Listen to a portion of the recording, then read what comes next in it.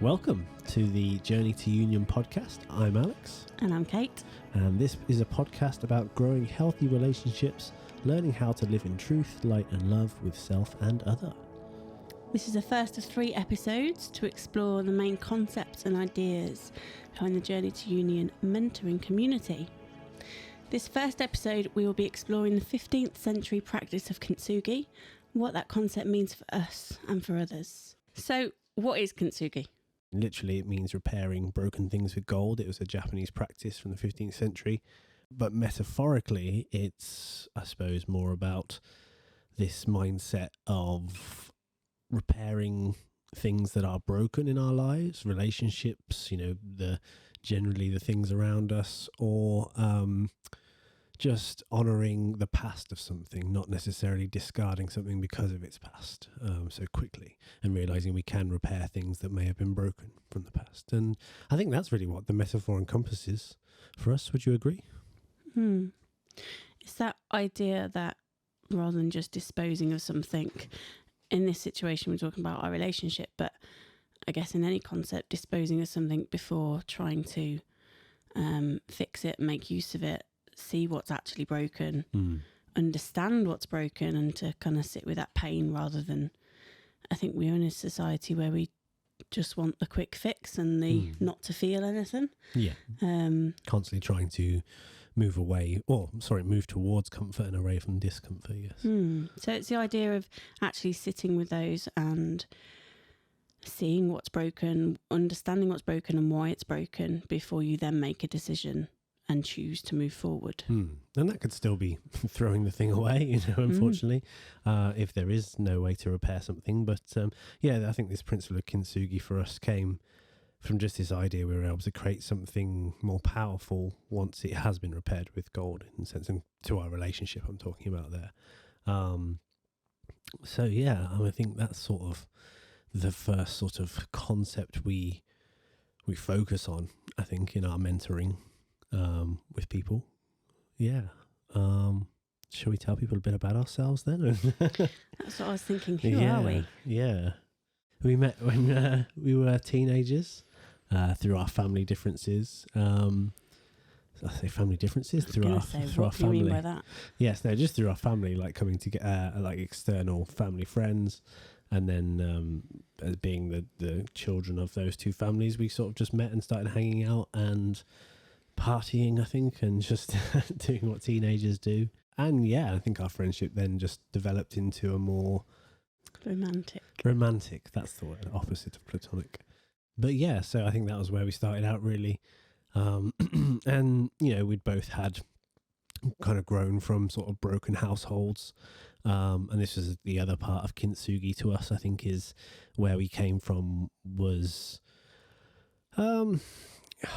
we both have fond memories of childhood, I think. It's not to say they were horrendously traumatic, but there was definitely emotional trauma, I think, is this word trauma we'll probably use often. And if people do get a bit triggered by it because it sounds like it has to be the most horrendous abuse, but at the same time we mean trauma that can be, as anything that's overwhelming for the nervous system, to me, is my definition of trauma anyway. Is there anything that's had an imprint on you that wasn't intentional? Yes. Well, it could even be intentional, I feel, but yes, it's that trauma is just something that it can be something small, it can be something large. It doesn't matter its intensity. It's the relationship to how we experience them. So we both, had our own traumas. Coming out of our families and sort of forging our own relationships early on, other even early relationships we'd had before each other, caused a bit of turbulence, I think, for us. Like understatement of the year. Yes, maybe. And so we took this into then we had children young, 19 with our first child, and we started a family pretty young. I think I was 23 with 3 kids, married. I remember that being a thing. Our marriage being a thing? No. I mean, just like I remember going and saying, I'm 23 and I've, all these life goals that people want. Most people I was hanging out with at that time at university were getting drunk every weekend. So it's a bit different lifestyles, really, we had growing up and forging a family in our 20s, really, yes. yeah, we had a very different lifestyle to what was going on in our friendship groups, and to some extent, I would say isolated us a little. Yeah, I think it did. No, I would start to drift away from certain friendship groups, and things would become difficult just because they wouldn't fit with the family routine. We wanted to, we were hell bent on studying and raising kids. We wanted to, if we were going to be broke as students, we wanted to at least make sure the time we had that was flexible, we spent it with the kids, and I think we did. But you're right, that did definitely isolate us from friends. Friends stopped talking to us because of the children at that age. We put their children first once, and a friend decided he no longer wanted to speak with us. That was a reality of something, and that was okay, fair enough. Everyone has their own stuff going on. We never judge that person for that, but you're right, that was the isolation you refer to, I suppose. Yes. And being married, as we later discovered, had different meanings for us both. Me growing up in a quite religious upbringing, church being a really dominant part of my life, and marriage seeing and having its own implications and meanings, and it was a commitment that I saw was forever. Well, double-edged to that, you did and you didn't, I think, wasn't it? The concept was a forever thing. However, you had also experienced your own parents' divorce. Totally. So it's the ideology versus the practice, isn't it? But as a concept, that was what it meant for me. So getting married young, I don't really think we questioned it. I think I did it as because we'd had children so young. I think before we got married, we had our firstborn before we were married, and it was that commitment. I think you, at the time, seemed quite insecure. You kept using the phrase, "Oh, you'll never propose." Like, I remember you sort of like fawning for that sort of part, and it was more of to me, I did it as a commitment to show you that no, this is what I'm there for. But you're right, a lot of even though, again, you grew up in a religious, I grew up around religion, strangely. I was christened and went to school at Church of England school, and would go to church with the school, but it was not practiced anywhere else in my life. So yes, to me, I didn't really have the same reverence to the marriage vows and the commitment under God, if you will. I wasn't connected to it the same way, even though religion was around me. I was kind of more science and that sort of view, which changed as I got older. But that was the view at the time. And yes, you're right. So our positions on marriage were different at that time, I think. I didn't think we knew it at that time. No, I think that came later on. That was pre-programming we came with, I think, from our childhood, as you say. Like, we didn't know we had those unconscious programmings, but they were there. So different ideas of marriage, not that we knew it then, that played out later on, or that understanding played out later on. So where did it go from there, and how did we get to the point, I suppose, is the question of being in a state where we had to address the broken pieces, and really look at what had gone on, what we felt about it. And I think, that was obviously our relationship and our marriage, which I think early on was stable. Obviously, I think, by stable, I think we were committed to each other, but it wasn't without our own internal turmoils, I suppose, your own internal struggles and demons and battles. And I think that's what would play out. We'd have our own internal cycles of pre-programmed behaviour from past, and that would then cause us to act in certain ways as a couple. And it took a few years of those sort of cycles and patterns to sort of form ruts and grooves, which at the time, you're right, we set up routines around the kids and we focused solely on that sort of thing. And I think it led to a place where we were just, you're right, maybe you do get stuck in routine, or you take things for granted, or it all sounds so cliche, but it's, I'm trying to think of a better way to say it. Like, how would you word that part? You know what I'm referring to, that part. Unaware, Unaware, yes, maybe. Yeah. Yes, no, actually, you're right, because even in self, I felt we were heavily unaware, and you say, where did this start to sort of come together? And it was when we got to our lows. But personally, for me, it was depression and sexual, what's the word, for a better word for it? Lack of boundaries within my own sexual behaviours, that sort of thing, kind of led to the low point. But you described not those same things, but you described at that same time in our life, similar things? Like, what were some of the things you would feel in those moments? Because I think that it was when we personally hit both of our lows that we then decided to forge something together. Because I remember careers being one of the first hitting points, and then there were various other things we talked about. So what was it from your perspective? Yeah, I think we were both hitting personal lows for personal reasons, but they were also, you can't have one without the other when you're in a union or when you're in a partnership or a marriage. So we were triggering each other, not necessarily knowing it, but we were triggering each other and not being able to Those unconscious behaviours, move past that or even see that.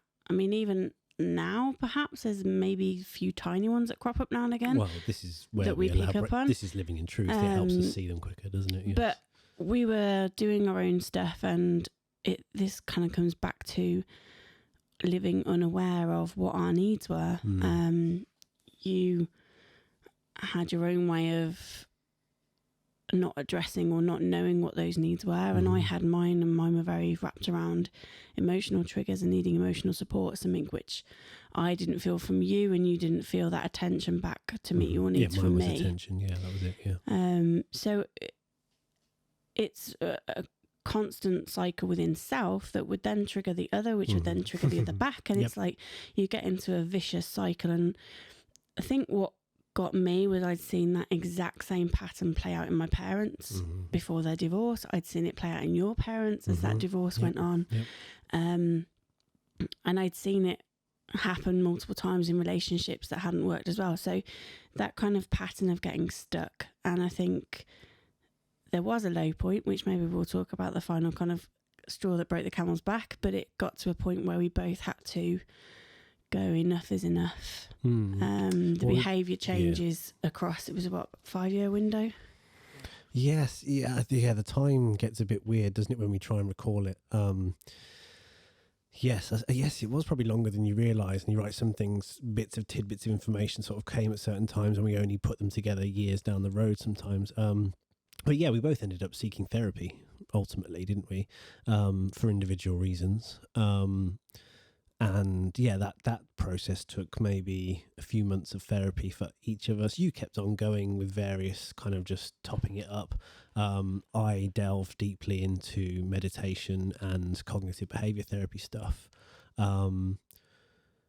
Yeah, and even just reading, broadening our horizons. I think it was a time where we'd finished our formal studies and we thought, oh, this will be it. Once we've got our, studies down, we'll be set for life. And that wasn't the case. We were still, we thought we had everything we needed to start doing, but something just felt, it was always like, why are we always chasing this thing?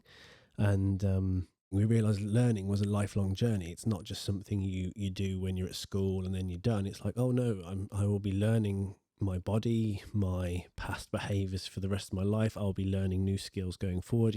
It wasn't just a one thing. And I think for me anyway, this started to become part of my ethos and mindset. It was that sort of like, okay, I've always got to learn something. And even in the things that fail, well, that's where learning is, isn't it? So I think it was realising like I'd maybe failed as a husband.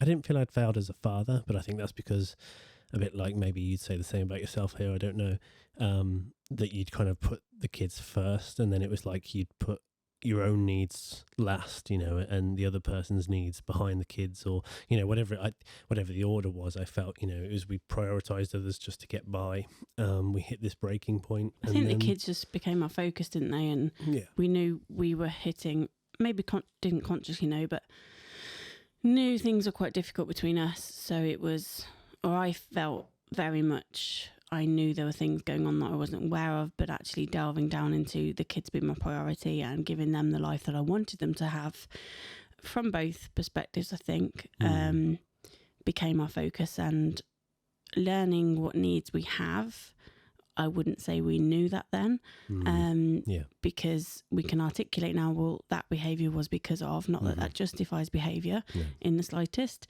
But you can see the underlying need that caused the outward reaction, I suppose. Yeah. For sure. So what needs, I suppose, came up for you in that,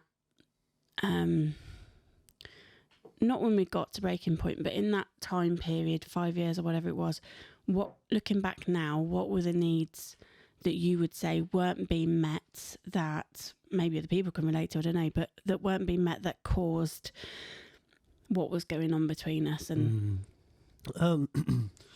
again, I mean, I think we're starting to unpick this now, and this is only recently, I think, but we called this our inner child needs. We wouldn't have articulated this back then at all. I would have more articulated back then as attention needs, or sexual attention needs mostly.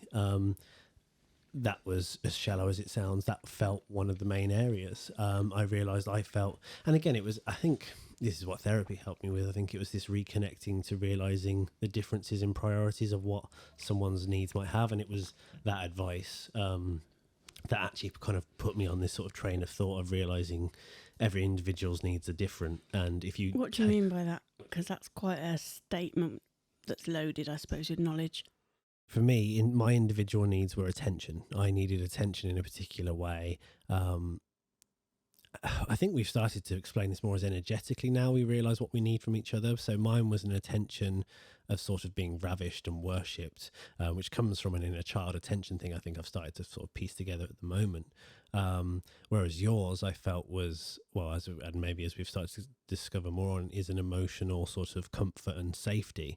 And actually we can get the exact thing we want from each other if we nurture the right parts. I think this is the balance we've started to find, is when you fully pay attention to, and it's probably only like the top 3 needs, you know. I mean, everyone has lots of needs, but what I'm saying is, if I have a feeling, if like your top 3 are fulfilled, everything else kind of falls into place, because that's what it feels like. Like for me personally anyway, you've described maybe more nuanced needs, but for me, I couldn't really list more. It was sexual attention. It was weirdly, there's a trust, but I think because we weren't living in truth, and you could always feel not even like the emissions of truth, like it wasn't even I had to lie, you could feel the emissions of truth. So in living in truth and reveal, and that was shame one of the biggest, shame and guilt. Yes. Well, we've realized in myself, shame and guilt have played massively from parental cycles. And I think that's where, so you're right. So sexual attention, shame and guilt. And with those 3 things being fulfilled or not triggered, if you will, seen, yes, is the other word we use for it. I think for me, that was the transition moving forward. I think it's important to address that when you're talking about needs, we're not talking about food, we're not talking about, although that might be a love language to somebody or a need to someone, but we all need to eat. I'm not talking about kind of the physiological aspects, but what moves beyond that. And people might call them wants, but at the same time I think, well, I don't think there's much, personally, I don't think there's too much of a distinction, especially there can be a gluttonous, but to me that's not a want, that's a... Well, we had a discussion about this about 12, no, it probably wasn't that long, about 6 months ago. Don't know if you remember. And we had this discussion, what's the difference between a want and a need? Because for me, I have a real, I don't know if it's my religiousness in my upbringing, but I have a real despise against the concept of being needy, and feeling needy is a really bad thing, a shameful thing, not a desirable trait in someone. So to understand that my needs were acknowledged, seen, without the connotations of being needy. So the difference between need and a want, I wouldn't say there's anything wrong with wants either, but understanding what you need to function. So the other night I needed touch, I needed stroke to relax me because I was in a different place. That was a need. That was more than a want, because it was actually affecting my emotional state. It was affecting how I was responding. So you've even just said it there. You said a need was more than a want. So that's what I meant. So the wants are almost insignificant because, I'm not explaining this right, I don't feel like, but I feel that it's kind of saying that the wants are kind of almost pointless. Like, I understand maybe people think as a want as maybe something in excess, but actually I see if you want something, it's kind of just as valid as a need, but it depends. Like, you actually feel needs are obviously a much greater importance. Well, I guess if you use the silly example, I want to win £1 million, what do I actually need is very different in that sense. So maybe that is a measurement, but need, I would say, is your psychological, your emotional. Well, I mean, unpick that a little bit. Then you say I want £1 million. Well, actually what you mean is I want to be financially successful. Totally. So it hasn't got a measurement on it. So actually, I mean, it could also be reframing your wants. You know, it's like, I want £1 million. I mean, this kind of falls under manifestation a little bit, doesn't it? Like, it's kind of too loose and elusive. But if you say, I want to be financially successful, then that starts to prime you for, you know, doing successful things or just acting in a way that feels more successful. Mindset, I think, is the big thing we've untumbled in a lot of this. Untumbled, I know, yeah. Like, I feel, you know what I mean? Like, we've knocked the ball and it's untumbled itself. Mindset and awareness has been the biggest factor for self, because I think it started with both of us hitting rock bottom points internally, regardless of where we were at in our relationship at that point, which I think is where you see that as the death of our marriage, was kind of that transition. And I do agree to some extent, especially as we never talked about the events that happened that caused it, because of the therapy that then sort of healed parts of it, but because we'd never lived in truth until it healed parts individually, yes, but not together. Yes, so our process of entering sacred union and that sort of process of being 100% truthfully honest with a clean slate for both of us was probably the biggest catalyst to moving forward, because I feel that just unlocked so much stuff. And like you say, we may still trigger and hit things today, but if you speak truthfully with love and compassion for the other person, we resolve these situations.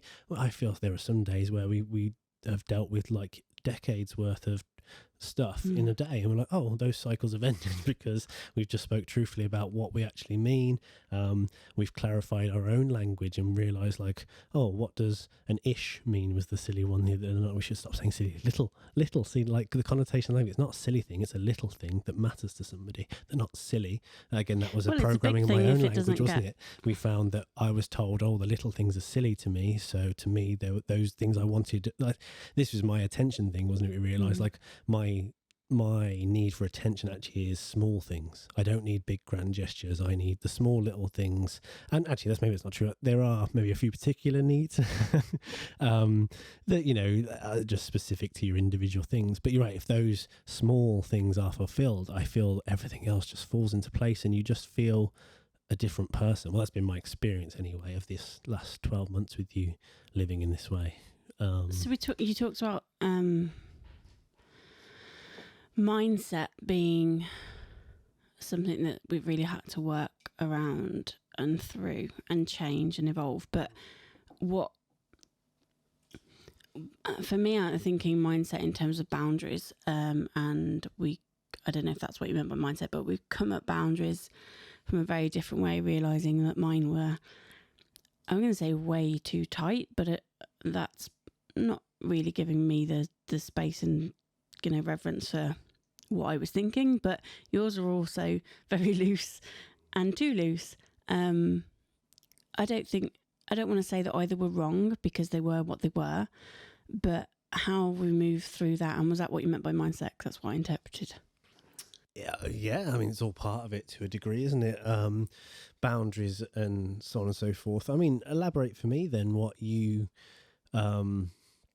what's been your mindset shifts on this then? If you say, because I agree with you, boundaries is definitely, it's all part of how we model the world, isn't it? And what we, you know, socially deem acceptable. So where do you feel we've had, you know, I suppose, and this has been coming back to Kintsugi and what this podcast is about, and elaborating on that concept. You know, it's our ceremony, which we have kind of really brushed over in this, I suppose. We'll come to that. Yeah.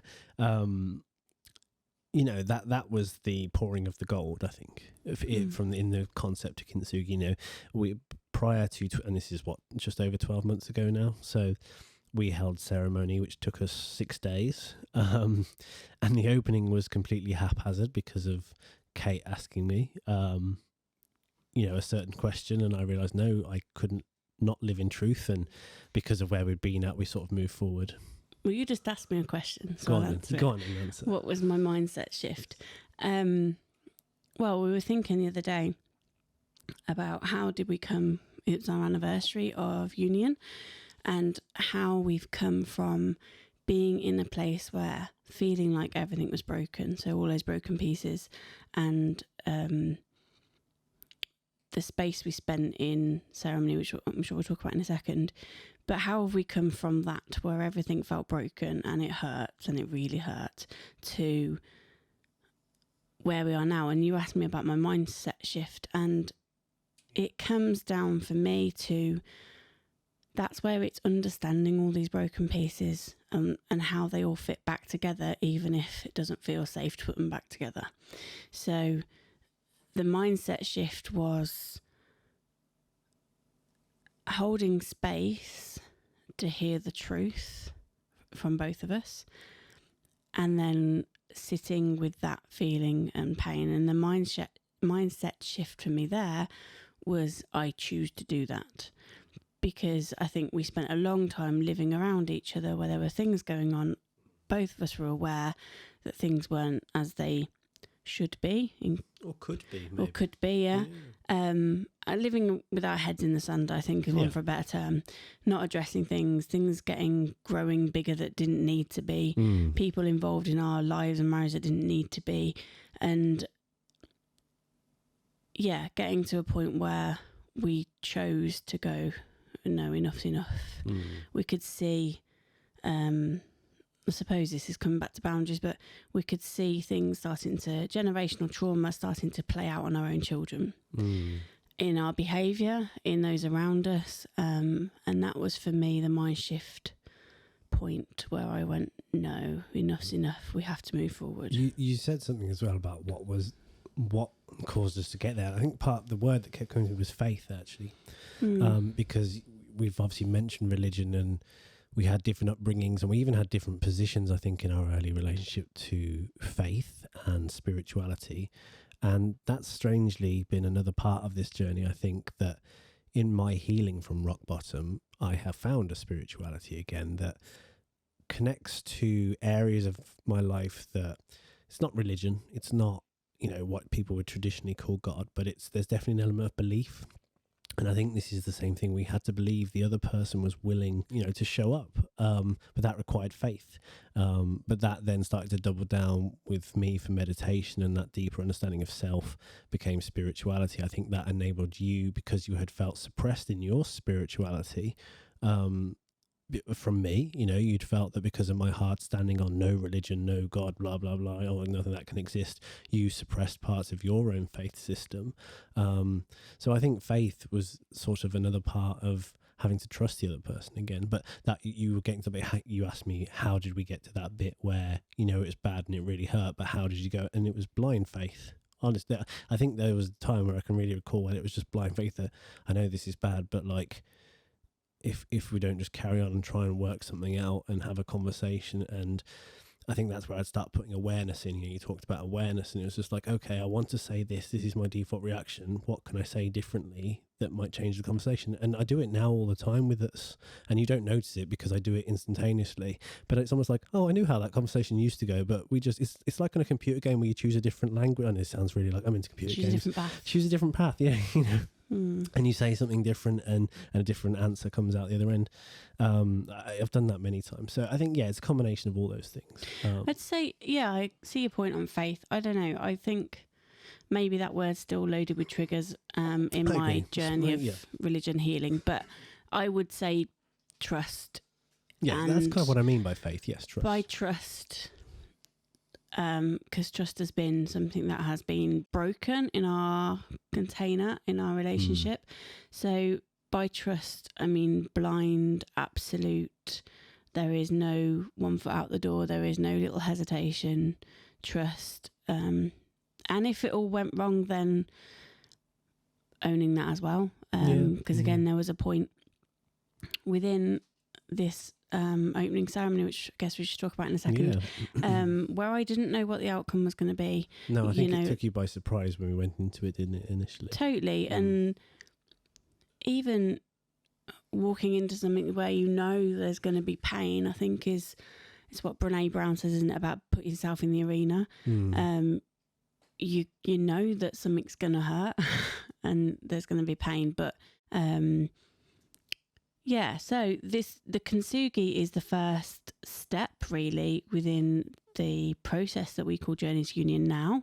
And it was the process of looking at that which was broken. It started because we'd been having some healing individually, as we talked about, in terms of our own development and counselling and personal growth. And we've been starting to talk a little bit more openly before this point. Yeah. But there became a point where I asked you, is there anything else? And little did I know that was the question that changed our life. And from my perspective, I knew there were things that I'd squished or that were eating me away. Big and little, but you never know quite how the other person's going to react. So what was it when I asked you that question, that how did we end up from that question to sitting together in ceremony that first time? What was, because actually you very much led that. We knew we wanted to do it, but you very much led it. So what was going on for you? So this is the element of spirituality to me. I had been practicing magic, if you want to call it, for want of a better word.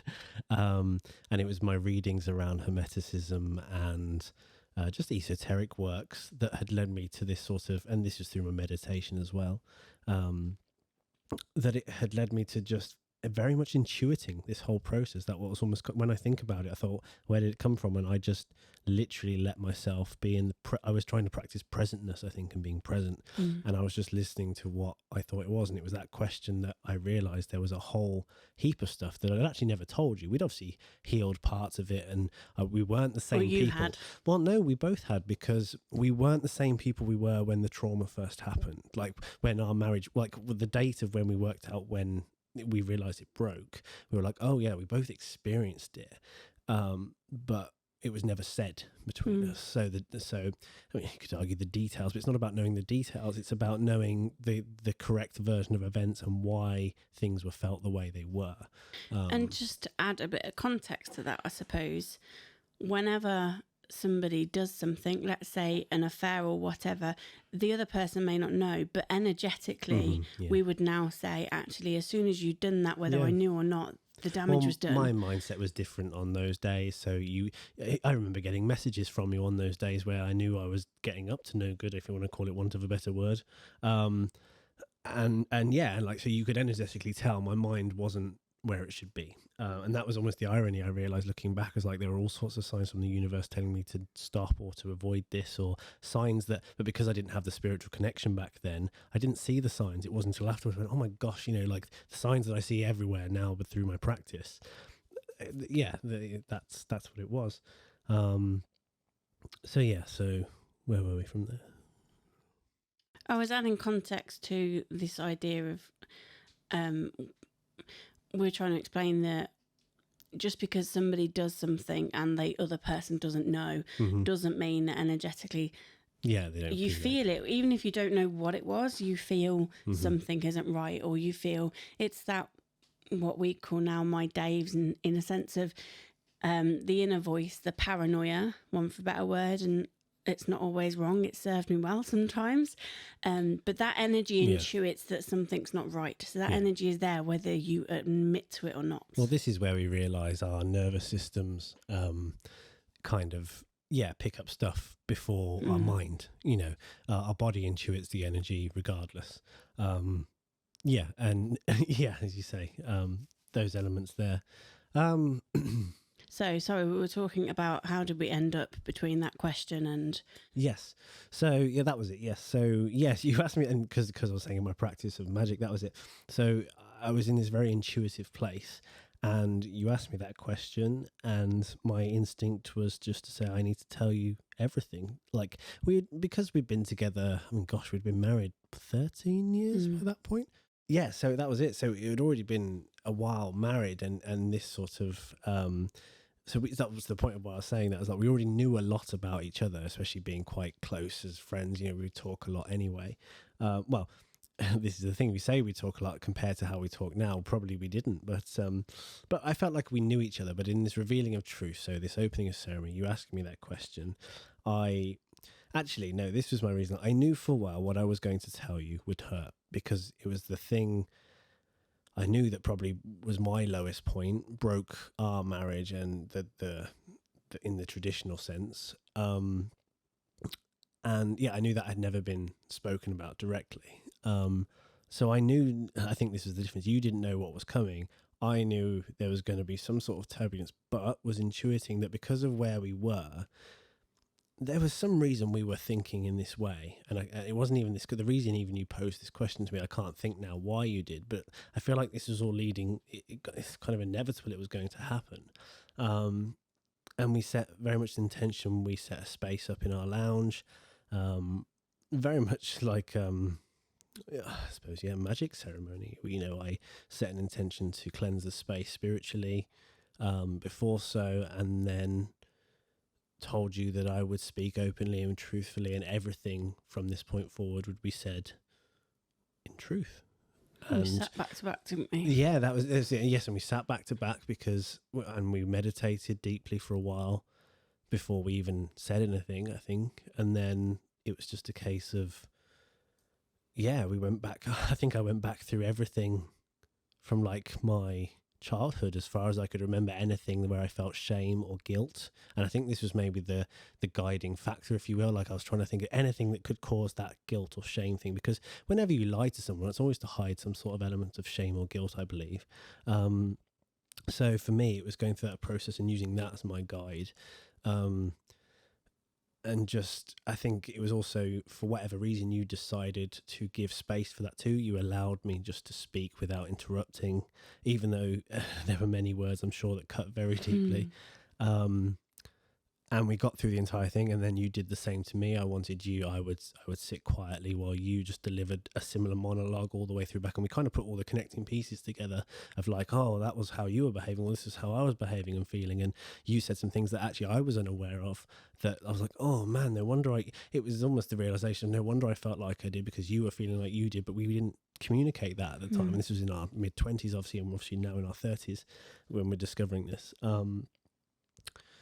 So that was the process, and that was the opening ceremony, which was just this opening of this rift, and we did quite a bit of Pandora's box. But we also, and again, I get a bit fudgy on the week, like on where things, because I remember I can't remember whether this was in the opening or the closing, where we gave more of it, and I think this may have been the closing, where we spoke to each other in face to face. Face to face was the closing ceremony, wasn't it? Yeah, opening we were back to back, and it was very much, although once we'd both delivered whatever truths or feelings needed to come up. No, that's the word. And very much about feelings. And I think within that we recognised, in saying I felt this, or I felt abandoned, or I felt not seen, it's recognising what was needed but not that was the first time we'd done that, I suppose, yes. But we then did turn face to face, and this is the thing. So then there was actually 6 days in between before. Well, no, before that, even in the opening ceremony, we did turn back to. This is what I was trying to pin together. Yeah, we did turn back face to face, and I think there was nothing left to say, because it was just raw emotion, and I think I just went through about 3 boxes of tissues. But we held each other, and that was it. We lay down we'd made like a cozy, comfy space, and we just lay down, and I think you just held me and sobbed, and there was no words that needed to be spoken at that time, because you knew full well, both of us, the raw emotion. It then did take 6 days, as you say, to really sit in that, and I think this is the key point when we come back to Kintsugi is, we'd seen what was broken in that opening ceremony. We presented everything to each other that was broken, but we had to sit with that and heal from it. That doesn't mean that all the healing was glorifiedly done and sorted after 6 days, but it did get to a point where... Well, I think the 6 days came around because we knew that you kept saying to me, I believe, and correct me if I'm wrong here, I'm sure you were saying things along the lines of... you needed this pain to have some sort of closure point, like a loop, so you could see it for what it was, and this pain, and it wasn't where we were, because I think that was the thing, where we were in ourselves, we felt very close before this ceremony, and we weren't the people we were 4 years ago, and just because it was kind of like the pain you felt was actually pain from 4 years ago. You were just feeling it now, so you had to give it that container. Doesn't mean it wasn't real. No, of course, really hurt, exactly. Yeah, but it was just realizing there was a time lag almost between the pain experienced and when it happened, and we knew we weren't the same people. So again, it had a different power, I suppose, and the closing was to give because I think we decided in that week, didn't we, that we wanted to put an end to this. I think there was, for me anyway, there was definitely probably a couple of days. In fact, I remember sitting at my desk, and I don't know if it was the day after or the second day, but just sitting there sobbing, and like my laptop was open, and and I was looking out the window thing, and you came in and asked if I was all right, and I just broke down and said no, it hurts, and like the physical pain was just too much. Couldn't really concentrate at work, my studies, whatever else I was doing. Thankfully the kids were at school, so in the daytimes we had that space to kind of be vulnerable and with each other. But you're right, it took a week out. The week felt like a bubble, didn't it? We described, actually this was, so thinking about it, this would have been kind of pandemic-y time. I don't know if we were in lockdowns or... No, the kids back at school, so it would have been after then. But I remember anyway, a good couple of days of genuinely thinking, I deeply, deeply love you, but I don't know what to do with this. And I don't know if this is the end. And if it's the end, we go away with love for each other, but I can't heal through this. And I think it did take me a good couple of days before I got to the point where I went, no, I don't want this to end. I'm just not sure how we move forward. Yes, I think you said that, actually, those exact words. Yes, and I think actually you would now call that the end of our marriage. Yeah, that was where you realised that was the end of our marriage, and where we moved into what we now call sacred union, which feels like, to me, it's kind of like you got your marriage expectations, and on the side we've got this little bolt on, a little bit of paper that folds out and flips down, you know, like that's just these extra little expectations, and actually maybe even scrubbing out some of the old ones that we were like, why is that one in there? You know, we were never going to fulfil that expectation of, you know, the words in our marriage vows you're referring to didn't necessarily mean anything personalised to us. No. But I think also in that week or 6 days, one of the biggest things that kind of hit us was we had nowhere to turn. Like, our friends were not on this level of relationships, nor had they been in relationships this long or been through what we'd been through. Both of our sets of parents were divorced and remarried or recoupled, so it's not exactly mentors or role models in that sense, and we didn't have that relationship. This was another period of isolation, though, I feel, and I think it tying in with the pandemic era, we shut ourselves away in our little home. We had some incredible times together with some of the energies we unlocked. We've also had some very painful times, I think, through all of this. But yeah, you're right. It's not been, I suppose, the people we were influenced by were people like the people we read, the books we read, the people we watched online. It's been these influences, I think, that have led us to this point. Totally. But that was the one thing I remember thinking was, there is nowhere to turn. You were the only person I could turn to who understood this. I think that even verified living in truth more, because it's just like, a bit like you say, no one knows each of us deeper. Like the only other barrier is self. So I know myself better than, so it's like I know myself the best, then it's you, and then probably friends and maybe some family members. But so you realise, how intimately we know each other, like through to childhood. Like I think it's fascinating how much we know, but then we can still find things some days to like, oh, this random thing comes back, and oh wow, there's something new about you. But in that time, the one thing, if nothing else, I wanted was to go and cry to somebody else, and to just have somebody understand what I was going through, what we were going through, and know that we could make it through. And we were watching people online in America who had similar stories, but again, there's not that physical contact or that communication with them there. So that felt very isolating. These people felt like big celebrity type, people who you're not necessarily connected to. And I'm sure you can reach out to these people, but you don't feel as you realise there's only a one-way connection through a screen sometimes. And although I think that's a very valid way to absorb and learn information, sometimes you just need someone to hash an idea over and talk over the subject. And I think we did start to do that. We actually found new friends where they kind of became, I think we dealt with codependency, didn't we? This is one of our other things we discovered early on in our relationship. And we wouldn't call it that. It was only a few years later that I started labeling it that. Not that we seek labels in that way, but it was just the realization of, there's certain behaviors that would crop up because of my relationship to my mother, and I would serve codependency. It caused these things, but it was, in part of that was also friendships, I think, and finding people we could talk to outside of each other. So I think while you say we didn't have anyone, we did find certain friendships and people, but we wouldn't talk about, I agree, we probably still don't talk intimately like we do to each other, but this is what living in truth has given us, as this ability to... And why we want to grow other people in that journey and as a community, because that was... Had we have had that support network, I don't think it wouldn't have done the work for us, but it would have shown us that path in a smoother way, and maybe just have a bit more faith in the outcome in that sense. Well, so coming back round again, I think actually what it helps with the most is, again, what we said about mindset. Having the days I do meet up with, the people we consider mentors in our life, because I think these are what we consider these people actually more as mentors, isn't it? That we see them on our own level rather than somebody above us. They're not somebody with all the answers. They're just people going through the same journey. And I think these are the people we've resonated towards, who we call friends now, but actually the friendship is almost a mentorship. We encourage each other just as much as we support each other, if you know what I mean. Like, it's not just about being there, because we've had friendship groups in the past, but some groups sort of feel a bit different, and you're there for different things, aren't you? Well, you each grow off each other, and if it's a two-way process, I suppose we label that a mentor friendship. Yes, exactly, yes. And I think even this living in truth thing comes back to, it's not just intimate relationships, it's, work relationships, it's friendship relationships, it's our relationship to society. Yeah, living in truth is powerful, and it's something I think we both have brought into our lives more and more. So we then went into the second ceremony. Yes, oh gosh, we're going to talk about the closing ceremony, I suppose. Yeah, and what was...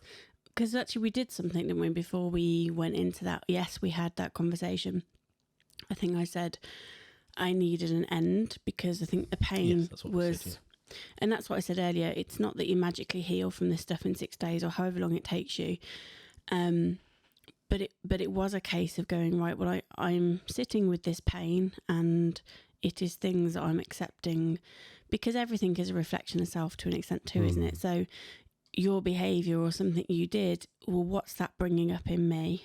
But again, I think that was something we learned through therapy, through reading, through learning self-awareness. That was for me just, practicing delayed gratification. That was one of the other things, in lots of areas. Oh, exactly. Yeah. But again, what are all these skills? They're a mindset skill. And actually, a lot of these things were taught through somebody I'd consider a mentor, whether that's a book or, it's somebody who has mentored you through that, whether it's a book, a physical person or not. So I think, any of these skills are learnt through mentorship. And as you say, I think that's the bit that we're trying to foster with doing this whole thing in the first place, is, building a group of like-minded individuals who are on a path. Like we found that in a couple of friends locally, which thankfully, but this has been the whole point of widening this circle and turning it into more of a venture. But yeah, because the closing ceremony, coming back to that, we keep sort of skirting away from it. Yeah, it gave you a place to sort of close that loop.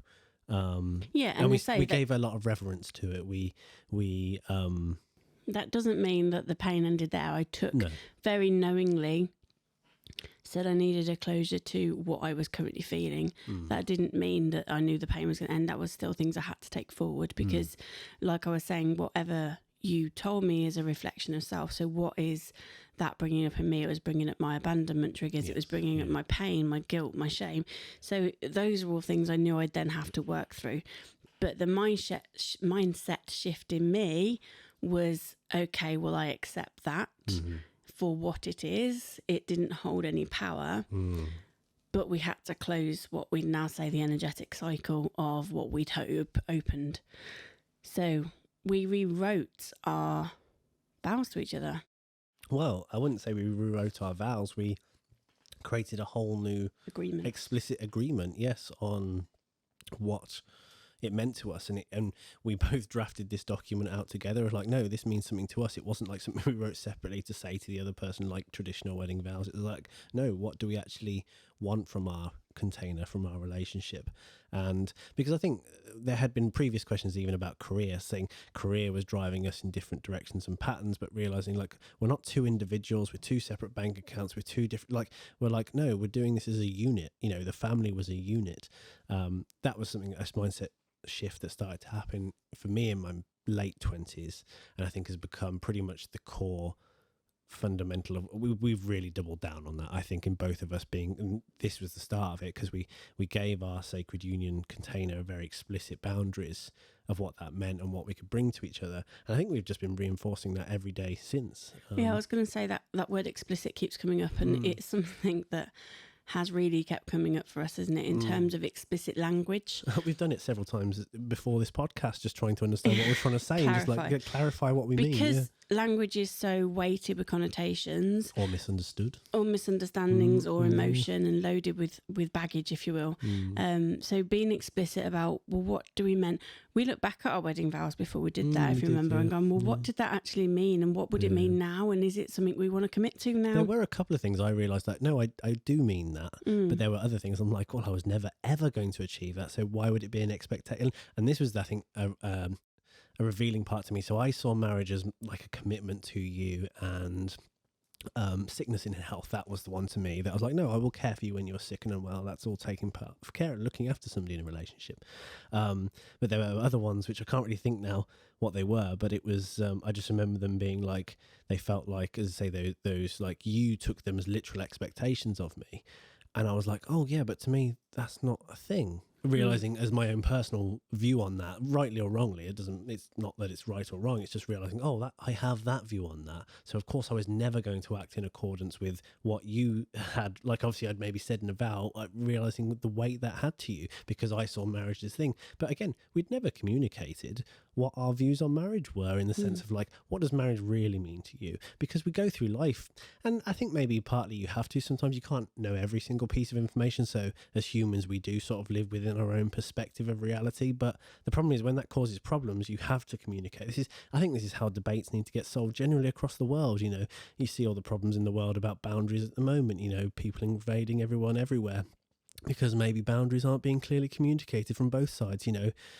Maybe that's the and issue. in language that gets, you know, used all the time, doesn't it? If you mean one thing and somebody else means another with a certain word, well, you're never going to get the outcome that either of you want. No, exactly. That explicit. Our agreement that we reworded was explicit to us, and that was what our closing ceremony was really about. So again, you created a space, didn't you?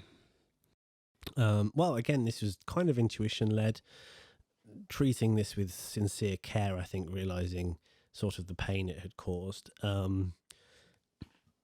But actually it was very invigorating, because I felt like it gave us a really powerful place to move forward. And this was the first time I'd realised how wrapped up in guilt and shame so many of my actions were. And I think it's even something today, I still realise how many oftentimes we'll bump into like an old phrase or an old way of doing things, and we'll realise like, oh, there's a shame or a guilt trigger there. Why? And now we have a bit of an understanding to sort of put thinking processes in place.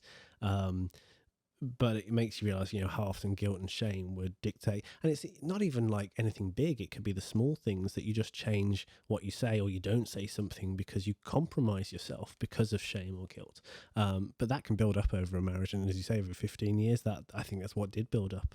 And that could become resentment and things like that. You know, people, we hear the neighbours slinging at each other and think, good God, we never want to be like that. Or when, what was the thing I said the other night, when you get blokes coming up to you and go, oh, my missus is right now, and I go, well, actually, I quite like mine, you know, so I can't really resonate with you there. Not saying you don't nag, maybe, but I quite like you. Anyway, so that closing ceremony, you went off on a tangent. I did. We had that explicit agreement that we'd created together with clear expectations, and actually we went into it with the agreement that we would review it every year. A bit like an anniversary. An anniversary point, which we actually did this year, didn't we? Yeah, we did, yeah. And we would review it to make sure it's actually what we want and what we choose to come out. And I'm sure we'll talk about choice in the next Well, I thought what was episode. interesting is we were word for word for our first year, we had lived it to the letter, which I thought was fascinating. We clarified, I think, around one language of what one term meant to you and what it had meant to me in the year, and I think that was the only difference, where like our actions had fulfilled a particular thing we'd said. But yeah, no, pretty much to the letter we had fulfilled, which was interesting because, again, when people talk about manifestation, but because we'd explicitly written this down, we'd signed it. Actually, that's the other thing. We both signed and agreed to this, and we put it away in our kind of secure documents section, like you would with a marriage certificate. It's right next to our legal marriage certificate, which, as I say, so I suppose that was the ultimate kind of ceremony we kind of put around that. And that just closed, I think, a period of time for us. And you're right, and we described that time as a bubble for us, where, and again, this may have been because of pandemic era vibes. Everything was feeling, time was weird during the pandemic, and trying to remember when things happened got fuzzy. But yeah, I mean, it felt like we were trapped energetic, because I think we didn't work that week. Like, we were just so... It was the haze. Yeah, we were so over the place with the energy, and it just felt like it wasn't a bad thing that we weren't working. It was just that, no, work will come. Like, just focus on what you need to focus on. I felt very divinely intuited. Yeah, I remember feeling very held. Yes. As in, this space is for this. Now, we could say energetically, you opened a space with magic. If no one believes that, then it just, it was a space that we created, I suppose. But the Kintsugi part of it was very much about looking at the broken pieces, understanding what they were, and really... The pouring the gold. So the ceremony, I think, in those 6 days was the pouring of the gold. That's not... and pouring of the gold, even if you think metaphorically, isn't an easy task. You have to, forge and heat the metal. And think of it metaphorically, there was fire, there was kind of a lot of... energy put into then casting this container, which, you're right, has the broken pieces, and we chose what pieces we took forward with us, and then we put gold in the gaps, and that's what we've been living in. Yes, and gold metaphorically maybe meaning love, because it really did take unbound love, I think, for both of us to move forward from there. That was the faith I was referring to, which maybe faith does mean unbound love, that ultimate knowing of love, like gnosis. Gnosis, yes, that's a very good word for it, knowing that this is, and as you say, whatever the outcome was, and here we are 12 months later, and actually, blimey girl, it's been a ride. Nice. Yeah. And in our next episode, yes, we will be looking at how we then rose from those broken ashes of that fire as the phoenix, and what we chose, really, how we chose to move forward, and, and what we chose to bring into the last 12 months of living in truth. Yes, because I think having that reflection period has given us a bit of insight as to, what did we choose? And you're right, it's realising that we evolve. I mean, in 12 months, our mindset has evolved radically. So why shouldn't relationships evolve? Exactly, as you choose them to? So yes, our next podcast, we'll talk about that. Well, this has been quite fun. Have you enjoyed it? Always. Well, thank you for listening, everyone. Hopefully you've gleaned a bit more about us, who we are, what Journey to Union's about, and the first stage. And as I say, and if you are interested in mentoring, please do check out our pre-launch sale that is going on at the moment. Check out our website, journeytounion.co.uk, and you'll be able to find out more there about that. As I said, you can read about Kintsugi. That's the first place to start, and then there's the Phoenix and Truth. Those are the other two areas we'll be talking about. And so thanks for listening, and keep growing. Keep growing, and be good wherever you are. See you around.